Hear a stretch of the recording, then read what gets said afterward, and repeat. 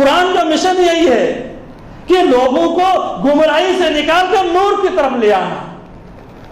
تو نوجوان آپ کو پتا ہے دنیا میں ساری دنیا قرآن سے کانپ رہی ہے, قرآن سے ڈری ہوئی ہے, قرآن سے سہمی ہوئی ہے. ہمیں اپنی زندگی میں قرآن کی تعلیم کو اتارنا پڑے گا. یورپ سے لے کر امریکہ تک, ایشیا سے لے کر کینان تک جو ہے وہ سارے پیرامڈ نے ایسی قرآن کے اوپر اٹیک کر رہے ہیں, نبی کی ذات پر اٹیک کر رہے ہیں. ابھی قرآن کے نسخے سوڈین میں جلائے گئے, آپ سبھی کو پتا ہے. تو ہمیں اپنی زندگی میں قرآن کو اتارنا پڑے گا اور ان کو چیلنج دینا پڑے گا. دشمنان اسلام کو یہ چیلنج دینا ہے کہ اب ہماری رگ رگ میں قرآن ہے, ہم قرآن کا ترجمہ کریں. کہ اب ہماری کالج کا کوئی بھی پروگرام ہوگا تو قرآن کی تلاوت سے ہوگا, ہماری اسکول کوئی بھی ہوگی اس میں قرآن کی تلاوت سے ہمارا اسکول کا آغاز ہوگا.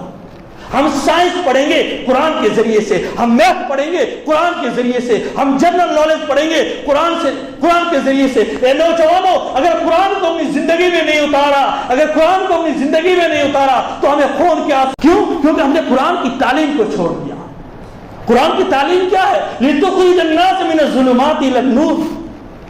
قرآن جو ہے یہ ظلمات سے نور کی طرف لے کے آتا ہے, یہ گمراہی سے نور کی طرف, روشنی کی طرف لے کے آتا ہے.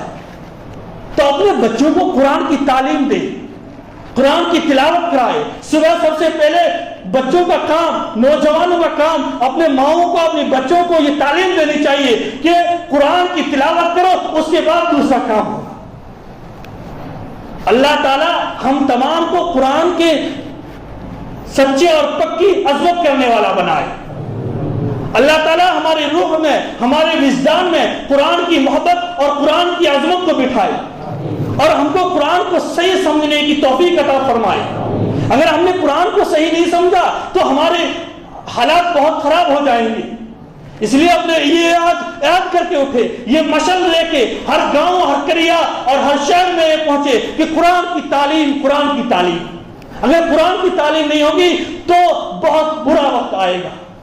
اس لیے اپنے دل میں یاد کر کے اٹھے کہ اب ہم قرآن کی تعلیم کو مضبوطی سے پکڑیں انشاءاللہ تعالی, کیونکہ قرآن کی تعلیم سب کچھ ہے. اس لیے قرآن کی تعلیم کو مضبوطی سے پکڑ لیں اور اللہ تعالی ہمیں قرآن پر عمل کرنے کی توفیق عطا فرمائے.